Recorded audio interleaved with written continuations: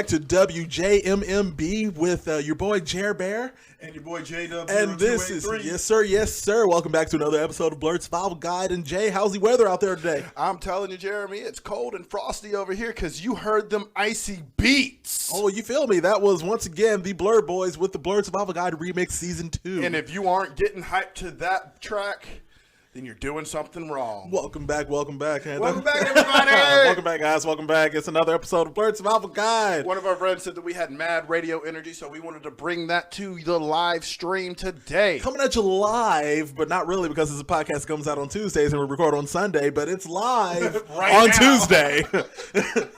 But no, guys, we just wanted to play around with you guys. You know, we like to joke and all that jazz. But Jay, how you doing today? Jeremy, I'm doing well. I had a great week. It was Halloween weekend. You know, we had man, I've done so much this week. It's not even funny. You know, Wednesday I went to a concert with Miriam. Woo. On Friday we threw a party. Woo. Saturday night we went out to another party for some Halloween fun. And folks, if you haven't checked out my personal, you would see that I dressed up as Kronk from The Emperor's New Groove, and Miriam dressed up as Yzma. Yeah. And we had ourselves a very villainous occasion where all of our friends dressed up as Disney villains. Yeah. And it was a lot of fun. So I'm coming off that week and going into the next one feeling pretty good. How about you? Hey, I'm feeling pretty awesome. I was there with you, not at the concert, but on Friday I was with you at the party where I was a Loki variant. Not the main Loki, but a variant of my own creation. We're going to call him Variant 329 because that's my birthday. And that's the universe I'm going to come from. So we're gonna call it that. I have pictures of that on my personal at JaredBear3295. And Saturday I did go with you to the Bazit's after party, spooky dookie night. Yeah, that was dope. And went out on the town, but not really because everything was kind of closing down. We went out on the town enough for me personally. I'll be honest about that. Yeah, but then today I just kind of chilled out. You know, Sunday when we record the podcast, I was just kind of chilling. I watched the first season of Big Mouth, and then I just kind of watched some research on stuff that we're going to be discussing today because we got some stuff that we need to discuss about some certain topics on certain things on certain items. Things. Yeah.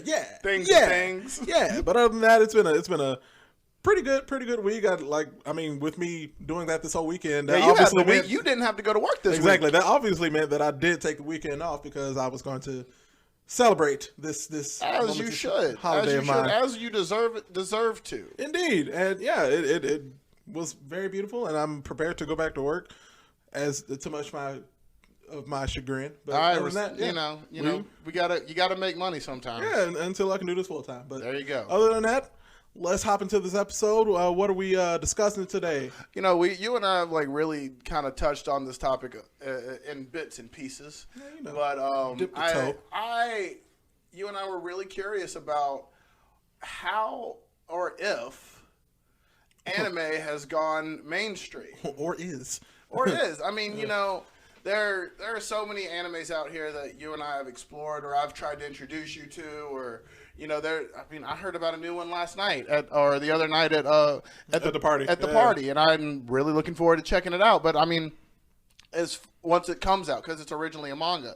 But I mean, what it takes to become an anime it's a long process usually, and once it breaks into the mainstream, I mean, the first anime that comes to my mind when I think about a mainstream anime has to be Pokemon. You know, this is a originally Japanese TV show that, you know, spawned out of the creator's love of bug collecting, and that's amazing. That's how he's managed to create this universe of how many Pokemon? The original iteration was 150. 158 Pokemon, and then obviously the universe. Well past that. We're probably at 150,000 at this point. There's no question about that. I mean, it's a vast universe.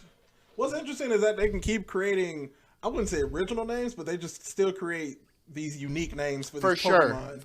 But I mean, there was definitely been some iterations of Pokemon that have gotten mad lazy with some names and character design. Oh, I'm still thinking about in the original 150 you have Ekans. You spell that backwards, it's snake. It's Snake. And it's literally a snake Pokemon. I mean, like, it's clever, but at the same time, like because it's clever when you're a kid, right? It's like, clever when you're between the ages of 6 and 12. 12, yeah. And then after that, when it's like you've actually had time to learn about riddles and anagrams and things of that nature in middle school, it's you spell snake backwards. It's like EKAN. That's a Pokemon. What? It blows people's mind, and I'm sure there are people listening to the podcast right now that maybe didn't even know that. It's like, guys, like for real. I mean, and so like I think when you talk about mainstream, I mean, there's definitely a level of notoriety that is so necessary in order for you to call it. Because I mean, like you've got like Americanized versions of anime, like Yu-Gi-Oh. And also, I mean, Yu-Gi-Oh, but also like, and I mean, going back to what you said, well, some of the older animes that have gotten popularity and big notoriety in America, Dragon Ball Z would probably be even before Pokemon. And I mean, we should look that up. We should look, but it might be because it came out in the 80s, right? Like Dragon Ball came out in the 80s. Yeah. But Pokemon was like new, like 90s for sure. Kids WB type, like Saturday, like legit. Probably came from like some Japanese TV show or TV station that because WB did stuff like that. They had like Digimon, they had Pokemon, they had like some Yu-Gi-Oh, some Cubic, some weird other things that were clearly Japanese influence. Right. So Dragon Ball Z released in America for the first time September 13th, 1996, and Pokemon released April 10th, 2000. So Dragon Ball Z predate Pokemon. Yeah, no, that's right. But I mean, in terms of popularity, like you got to wonder, like which one is more mainstream. Well, it's definitely Pokemon. I would say, and I don't have to heavily argue with, is Pokemon because one that came out with the movie Pokemon 2000 and Pokemon the first movie, and it was in the major movie theaters, right. And I mean, kids. Dragon Ball Z's never really had a mainstream film be in theaters. Not that early on. No, I mean we've seen like they have like I like Broly and like the one, that's happened. More recently, arguably the game for Pokemon released in America in 1998.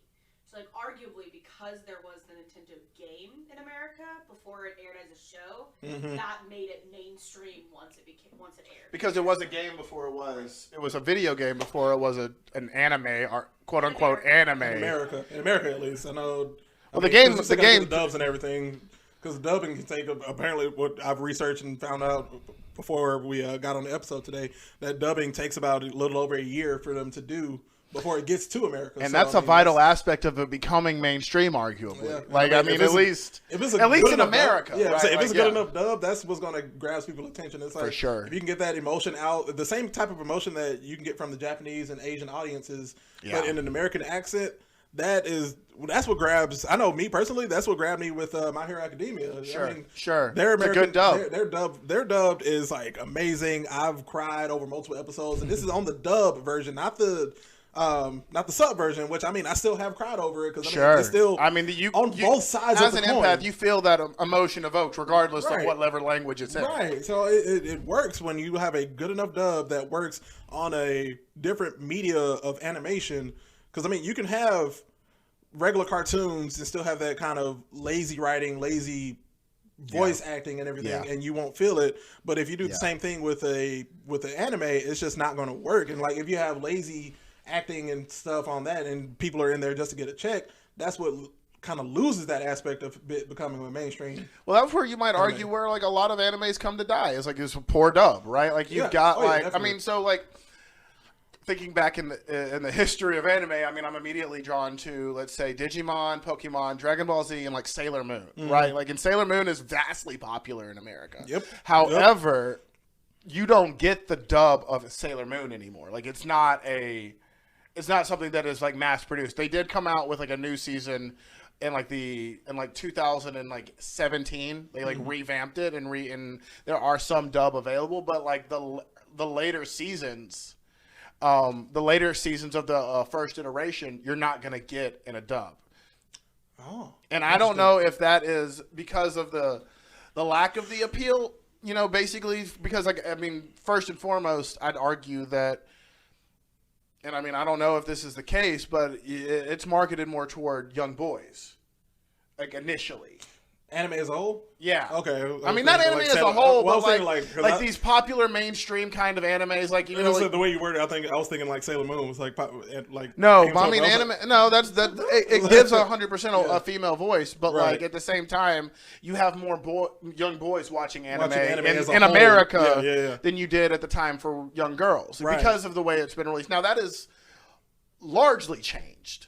Oh yeah, and like in a lot of different ways. And I mean, that's what the popularity of like more of these. A lot of it comes down to like storytelling as well, and kind of shifting to how anime has become more of a mainstream thing. And I mean, with other aspects of TV and movies, such as one big aspect, the Marvel Cinematic Universe, and how they've done their storytelling from Iron Man all the way up to Avengers Endgame, and now with Loki and everything. Right. It's gotten people drawn to the storytelling as a whole, and you're not able to wait weeks, months, years on end for one singular storyline to finish, because we literally have watched a movie cinematic universe start in 2008 and all the way up to 2019 when Endgame came out. Right. That's almost 20 years of legitimate one storyline.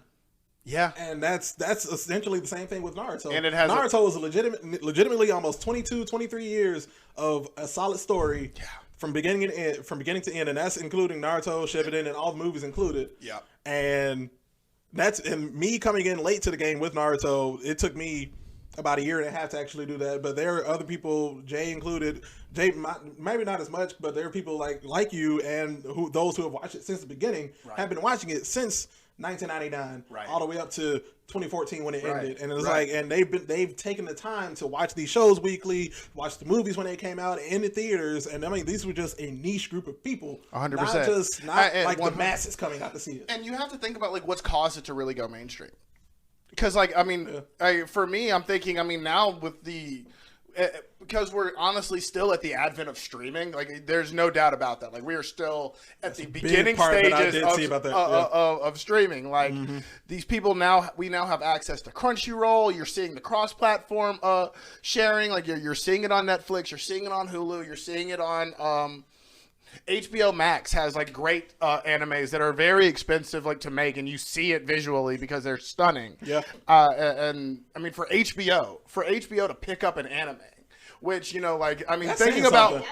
Netflix, but like before like HBO, HBO was the premier channel. Like you have to pay extra $20 a month just to have it as your extra channel, and now they're picking up anime. So it's like they have the money. You have the money to do Game of Thrones for 8 years. And have this big budget, have these dragons flying around, live action, have $1 million a week budgets for their movies, and now you have an anime that they can literally $200,000, $300,000, $400,000, $500,000, $600,000, and like you have movie quality anime as a weekly TV show on HBO now. And it's amazing that we've gotten to that point from Cowboy Bebop per se, where there's like and it's on like a third party.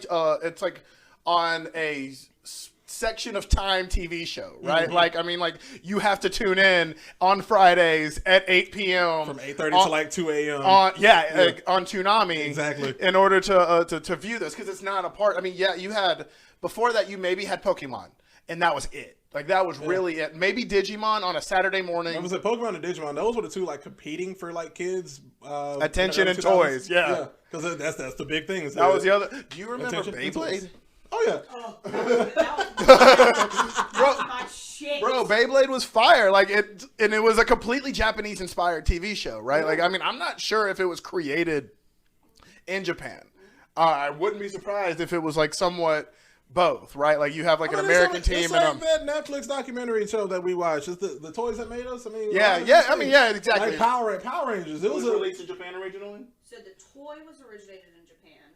It was a game. It was a kids game. Right. Yeah, like I said, like Power Rangers, like And like that's the thing. Power Rangers precedes pretty much all of it. Yeah, because I mean you have Bandai, Power Rangers, like yeah, Bandai, Japanese and Gundam, literally Gundam robots, anything that's a robot, Transformers, even them. These were all Japanese inspired toys, Right, And TV shows that were right, live action. right. It was almost like a live action anime though. 100%. The way that the design of the villains, the story, the freaking toys that came out. I mean, it was purely for your entertainment. Like it was, we were not really over here like selling like complete lessons. That's until Mattel was like, "Hey, we want this in the American market, so we're gonna bring it over here to us. Brilliant. And then we're gonna bring it over and dub it, and then we're gonna have some American actors, and we're gonna reuse the fighting scene with their faces are covered. Exactly. I mean, like Tommy, if you remember the one of the main characters from Power Rangers. I mean, he probably was one of the few martial arts experts that were actually like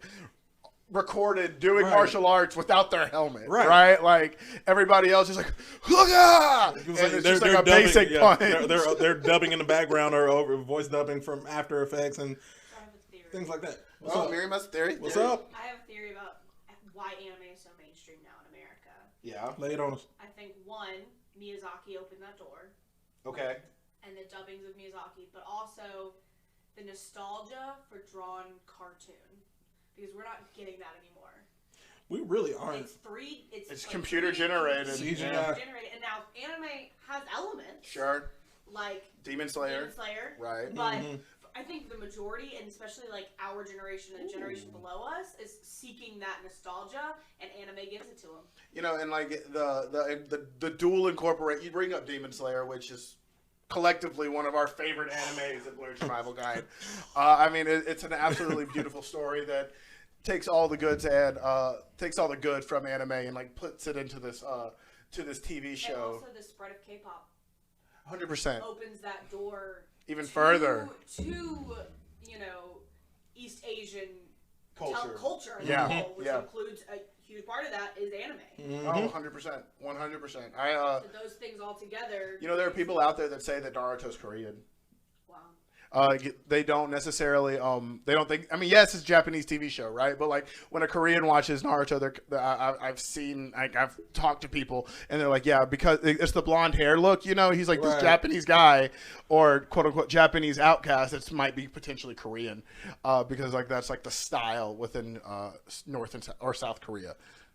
It's an idea. I mean, you can't really. I mean, that's the same thing of like Stan Lee saying that Spider-Man is anybody that you can make him be. Stan Lee said it best. It's like I put a mask over Spider-Man so that anybody, no matter the race, creed, color, sexuality, or whatever, can feel like that they're that superhero. Yeah. So I mean, that goes the same for like anybody's favorite anime character. Yeah. I mean, like Naruto, Deku, Tanjiro, anybody. Goku. Goku. Like he can be. No one really wants to be Goku though. No, not anymore. I mean, he's a moron. I mean, if you were in 1980s to 1999, you probably wanted to be, but other than that, I mean, like after that first one, I mean, that's yeah. I mean, it's pretty legendary. I mean, that's a legendary moment within anime, without a doubt. Like the point where he finally turns into a Super Saiyan fighting for Frieza. The first time. Oh man, I mean, you're waiting like, oh my god, this fight with Frieza that's supposed to be maybe.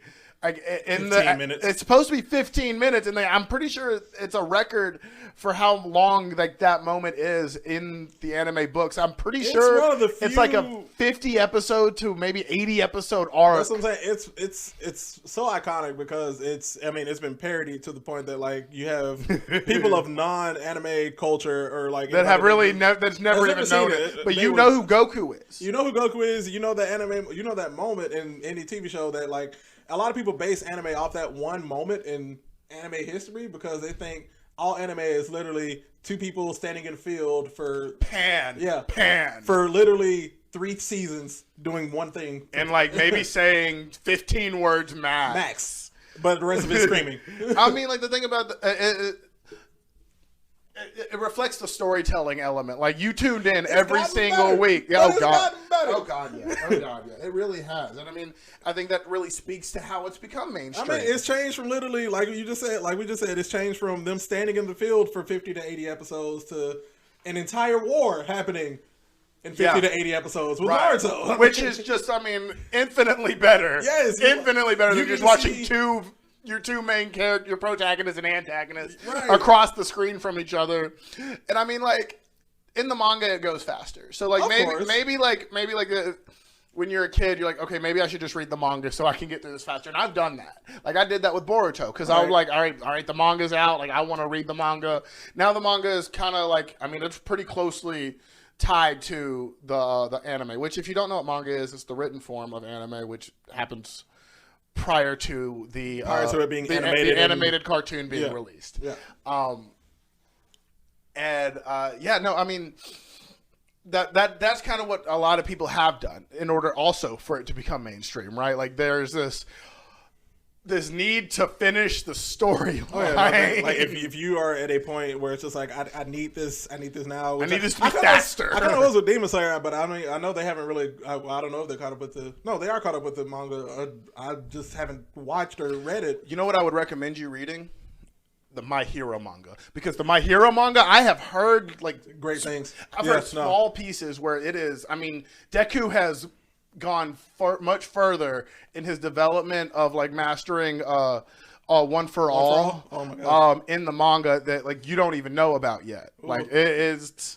I mean, apparently I don't want to spoil too much for Adding you. that to the checklist now. But right. no, I'm honestly considering getting into the manga for My Hero. I might get it from the beginning just so I can compare. That'd be cool. Yeah, that'd be cool. Just compare, and then I'll have a whole collection and probably put them up in here somewhere. Yeah, that'd be beautiful.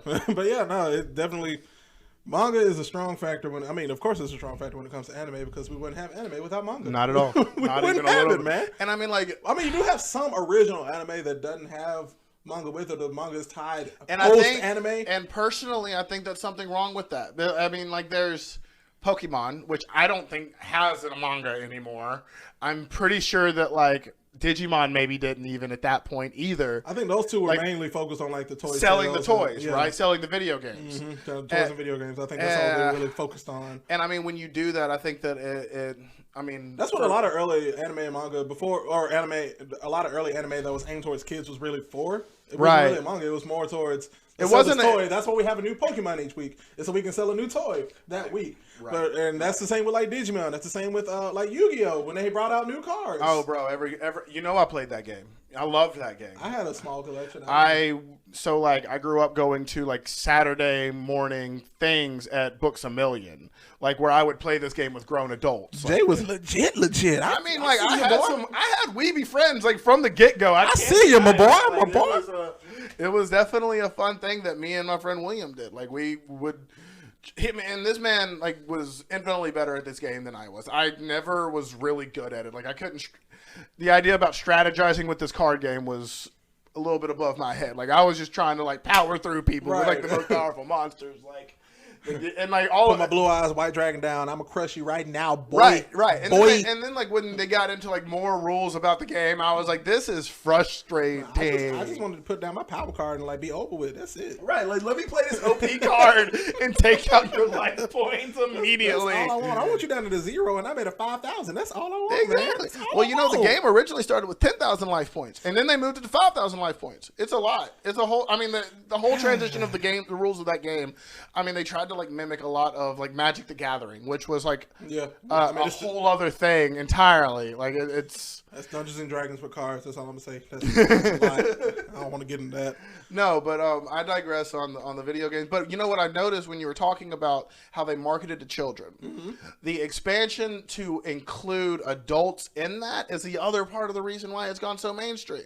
Is like the complex storylines that Naruto employs that.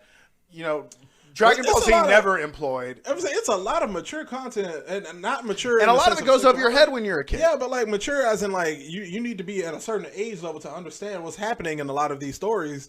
And watching Naruto, and I mean, we're just going to keep bouncing back to Naruto because that's one that we've both seen in its entirety up to Boruto at this point. Right. But like bounce back to Naruto and Boruto, these storylines, watching them as an adult is like, wow, where are these storylines in America? Why can't we have... Wait, how are you having these complex conversations? And like, how...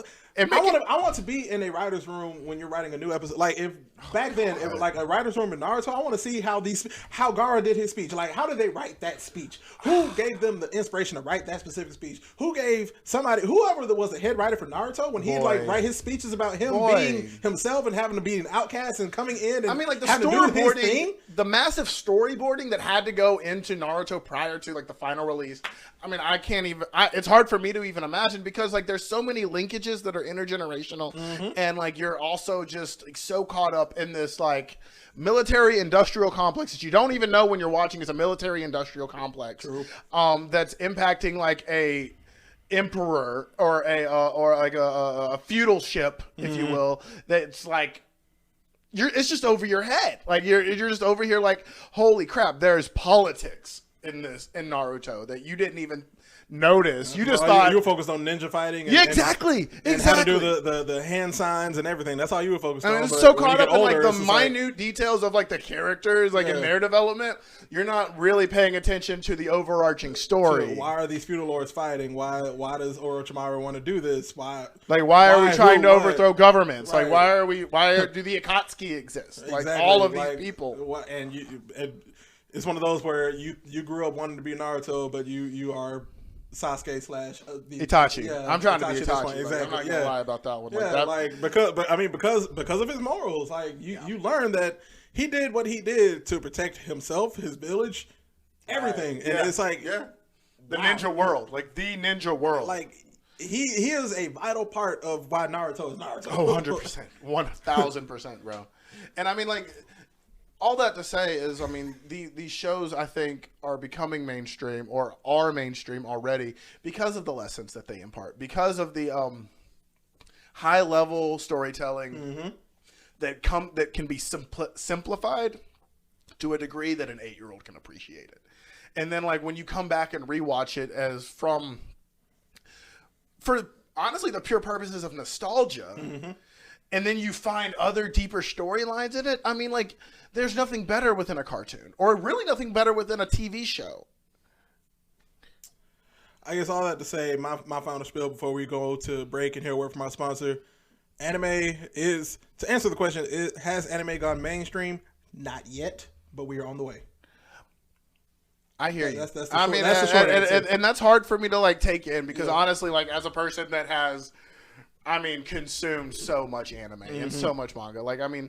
You know, I regularly look for a new one. Regularly wait for seasons for other ones to drop, and I mean, but like from someone, I would say from someone, and this is me being devil's advocate because I'm you're brand new. In the door, but I'm in the door of anime, but I'm still like I'm not on the outside looking in. I was 2 years ago. I was on the outside looking in. Sure. So I would say 2019, Jeremy saying has anime gone mainstream? Not yet.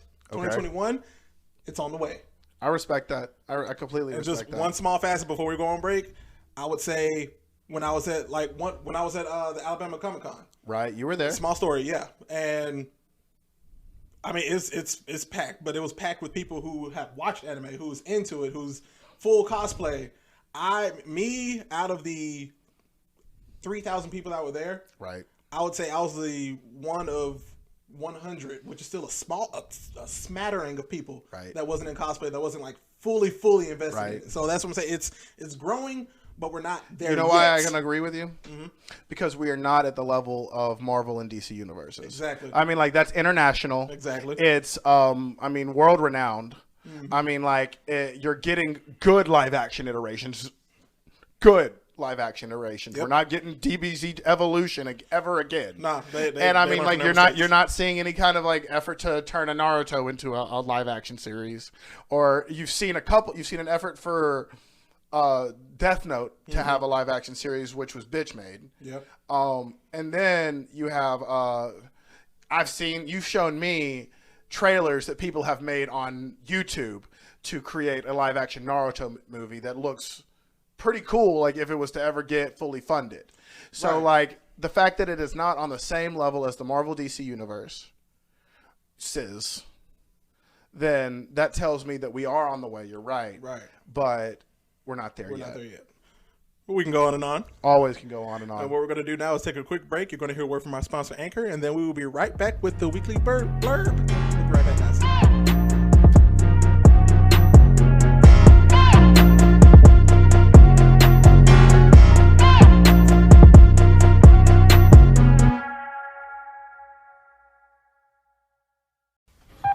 time for the weekly blurb.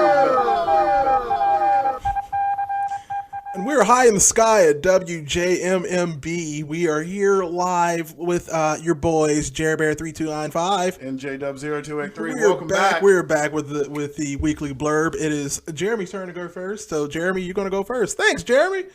Third person. Quality. Yeah, but my weekly blurb this week is a show that I love, Jay loves, Miriam. You love it? Yeah, we all love it in this room. Yeah. It's the best re-education that any adult has ever seen. Yeah, and that show right there is Big Mouth. It is a show. It is a funny show. It is an explicit show. It is an animated show. It's a show for adults. Let's not sugarcoat this one little bit. Like honestly, yeah. You're under the age of 15 watching this show. Stop it. Stop it. We can't tell you what to do, but stop it. Wait a little bit. We can't tell you what to do, but stop it. I don't think there's like a level of appreciation that can come from watching that show at such a young age. True. But I wanted to talk about it because the newest season comes out this Friday. Exciting. Season 5. We've made it 5 years. You were talking. I thought we were on the 4th season. No, I've loved this show since it came out. Season 5, baby. And actually, we skipped a year because it was supposed to come out last year. But congratulations, Nick Kroll. Yeah, good old Panorama had to stop us from being great. Sure did. So it stopped everybody from being exactly. great. We technically would have been on season 6 had it continued. Had the timeline been intact or real at that point. Had we not been in the darkest timeline for all you community fans out there. But yeah, we're getting our new season. We're gonna be introduced to some love bugs this season. We're going to be introduced to all of our old friends, Nick and Andrew and Jesse and Lola and Coach Steve and Jay. Yeah. Jay Bilzerian. Yeah, he's his own hormone monster. His own hormone monster. I don't know how he does it. It's so tantalizing. We don't know how. You have an excellent hormone monster? Yeah. Thank you. It is fantastic. Hey, 4 years of watching it and rewatching it. I think I've rewatched all seasons at least 5 times, and that's per year. Minimum, yeah, because it's a great show. I mean, like, there's definitely moments like that are quotable. Like, there are great songs. Like we didn't even talk about like the music that's in Big Mouth. Big Mouth alone. Oh my god, I mean, like the parodies of like the Electric Slide, like Life is an effed up mess, and oh my god, the code switching song in the newest season, season 4. Oh, badass! Such a good season. Oh my goodness, it's fantastic. And I'm not trying to be explicit, but I mean, this is an explicit show where they drop F-bombs from left to right. Oh, for sure. You got the hormone monster and the monstrous. They just going in on each other. There's a lot of moments where you might feel uncomfortable watching the show. If you're watching it for the first time, that, it's like there's a lot of shock humor, but like that shock humor is coupled with some pretty great educational points that I think like drive home like both of them, right? And it's just amazing how well they do their research on this show, because a lot of it is very factual. Oh, for sure. I wouldn't say 100%, but I would say a good 95% of it. Well, like what's really factual is like the social commentary that they apply to it, right? Like, no, it's like they're able to get into just. One, they get into puberty. That was the main thing. I mean, the first season, right? Like, you go through everybody's different kind of puberty. Exactly. The second season, you're going through, like, depression and trying to wake up and be happy with yourself. Right. You get into, like, acceptance, right? Yeah, you get the third season, you get into, like, mental stigmas, and you're going into summer camp, and you, like, the treatment that everyone has made. If you're not going to summer camp, you're going on vacation with, like, you're either going down to Atlanta with Florida, or you're going to Florida for spring break. Oh my god, that episode, that song, that's one of my favorite songs. The Florida song. But no, the show as a whole, it's funny, it's informative, it's animated weirdly, but it's a great animation style for what it's a really cool animation style. I think I mean, like what the storytelling elements through the animation, I think, they're freaky, but at the end of the day, like they're fun and it's playful. And I mean, if you didn't have Dare as a child, darn it, you're gonna have it through this show. Oh, bless it. And it's gonna be explicit because we're adults now. If you went to school in a state that taught abstinence only sex education, You need this show. Sex is bad, okay? If you ever heard that in your lifetime, watch Big Mouth. I mean, truly. Because It goes beyond this idea that everyone has the same. Everybody bleeds. Oh God. But just to reiterate, and let me end my time there because it's over my 5-minute limit. Watch Big Mouth. It's coming out. The new season is coming out. I'm excited. We'll keep you updated on it. And have a great time, everybody. It's your boy, Maurice. Have a good one. That's all my time. Jay, how about you? Thanks, Maurice. I You're appreciate welcome. you as my hormone monster. You're so welcome, baby. I love you. I love you too, buddy.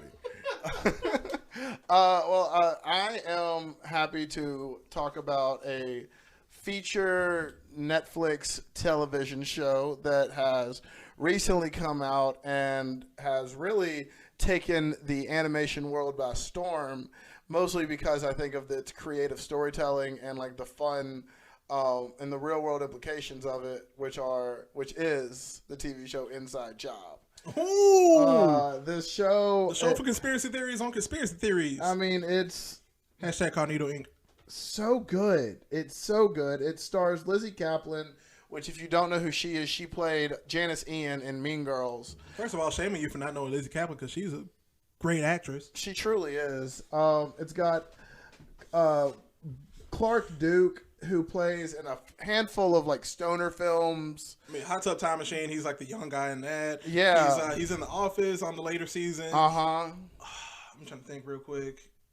He just, you know him when you see him. You know him when you see him. And then, I mean, for folks... He gets the Meg Griffin effect because, Yeah. Brad is, hella good looking. does, and, exactly. You know how... it's the opposite of, of the Meg Griffin effect. Exactly. And then, for folks that enjoy your, classic 90s films, I mean, it also stars Christian Slater.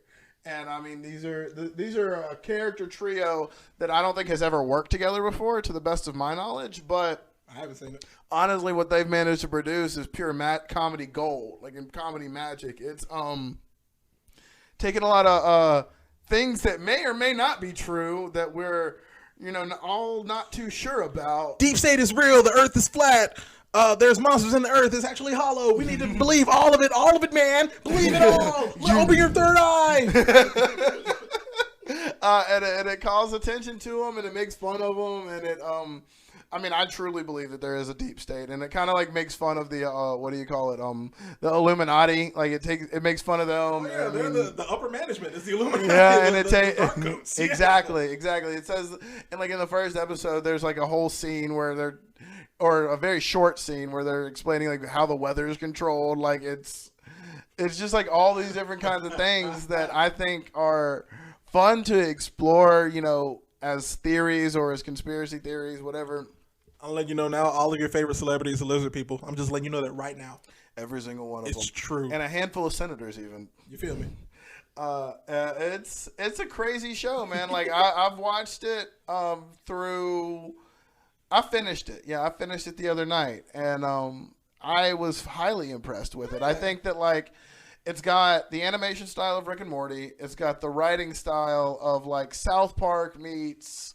Gravity Falls, because the people who actually the executive producer of Gravity Falls, who voiced a handful of the characters on Gravity Falls, is his show. He's part of the creative team. I didn't know that. I didn't know that. So that's why. And Gravity Falls is a fantastic cartoon. And it's a conspiracy theory Disney Channel show. Right. He's able to uncap that. Yeah, even further. Yeah, blow it up and get as big with it as he wants. Yes, truly. I mean, I'm looking forward to seeing how new seasons come about. I hope that it's not just a limited series. No, because this is part 1, so exactly. So I mean, maybe it's part 3. So we're hoping. I'm hoping for it. I encourage everybody to check it out if they haven't gotten a chance yet, because it is highly entertaining. Yeah, but some more casting people that those who know your voice actors, but also your celebrities. You got John DiMaggio, who's Bender on Futurama. Yeah, all of your favorite voices. Yeah. He's Jake on Adventure Time. He's a highly talented right. voice He's actor. been Joker on one of the Batman movies. Fascinating. Ron Funches. I don't know how to pronounce it correctly, but he was in Trolls. He was the guy who sounds like this. He's King Shark in Harley Quinn. Thank you for that. I haven't seen Trolls yet. Yeah, but he's King Shark. You haven't seen any of the Trolls? Trolls No, 1 I or 2? have not. I have not. I've seen. I mean, That's a conversation outside the podcast. All right. I'm mad. We'll I'm have that disappointed. I'm not offline. mad. I'm disappointed. That's what I'm gonna say to that. And then for all my brothers and sisters, for those who watched Martin and My Wife and Kids, you got Tisha Campbell who voices Gigi. And it's a stat cast. You got Andy Daly. He's actually like real the quick. What's your management. favorite conspiracy theory that they posited? Lizard people. Lizard people. Yeah. I like the Between selfie the one. lizard people and the Hollow Earth. I like the selfie one. They Oh, said yeah, that all the senators and she the invented think tanks. selfies so Yeah. people could self-monitor themselves. That's Yep. freaky. Yeah, no, yeah.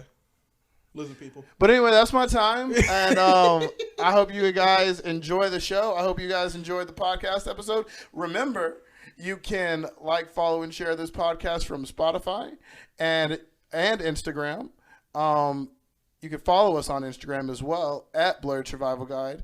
You could follow us on TikTok at Blerd Guide and on Twitter at Blerd Guide. Don't forget to like us on Facebook at Blerd Survival Guide. And you can also email us at blerdsurvivalguide@gmail.com.